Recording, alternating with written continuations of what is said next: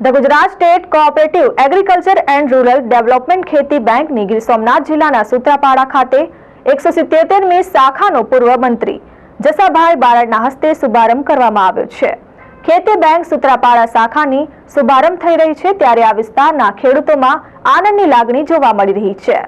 ગીર સોમનાથ જિલ્લાના સૂત્રાપાડા તાલુકા મુકામે ખેતી બેંકની નવી શાખા 53 વર્ષે ખોલવાનો શુભારંભ પ્રસંગે રાજ્ય ખેતી બેંક ચેરમેન ડોલરભાઈ કોટેચા અને સહકાર આગેવાન અને પૂર્વ કેબિનેટ મંત્રી જસાભાઈ બારડના અધ્યક્ષસ્થાને તેમજ પ્રદેશ મંત્રી ઝવેરીભાઈ ઠકરાર, જિલ્લા પ્રમુખ મહેન્દ્રભાઈ પીઠિયા, રાજશીભાઈ જોટવા તેમજ મહાનુભાવો તેમજ ખેડૂતો બહોળી સંખ્યામાં ઉપસ્થિત રહ્યા હતા। વિકસિત ભારત ખેતી બેંકનો નવલો પ્રયાસ બેંકના માધ્યમથી ખેડૂતો વિકસિત બને તેવા અભિગમ સાથે ગીર સોમનાથ જિલ્લામાં નવી બેંક આધુનિક બેંક ખોલવામાં આવી છે। ખેતી બેંકની ગીર સોમનાથ જિલ્લામાં સૂત્રાપાડા ખાતે 177મી શાખા અને જિલ્લાની 17મી શાખા અને ગુજરાતની 177મી શાખા છે। બેંકમાં અતિ આધુનિક સુવિધાઓ સાથે બેંક સંપૂર્ણ કમ્પ્યુટરાઇઝ નોર્મલ બેન્કિંગ લોકર સુવિધા ખેડૂતોની જરૂરિયાત મુજબ ધિરાણો ઉપલબ્ધ છે। આ બેંક સૂત્રાપાડા તાલુકાના 47 ગામડાઓને બેંકનો સીધો ફાયદો મળશે।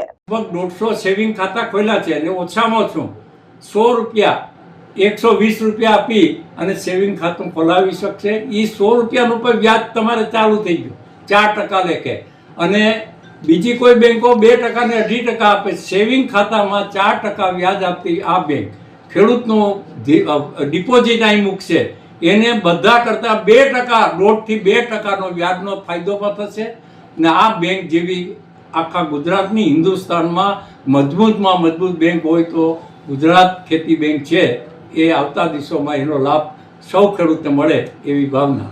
તે Gujarat state cooperative agriculture and rural development bank limited એટલે કે ખેતી બેંક એમની આજે 177મી બ્રાન્ચનું ઉદ્ઘાટન સૂત્રાપાડા મુકામે લોકાર્પણ કરેલ છે।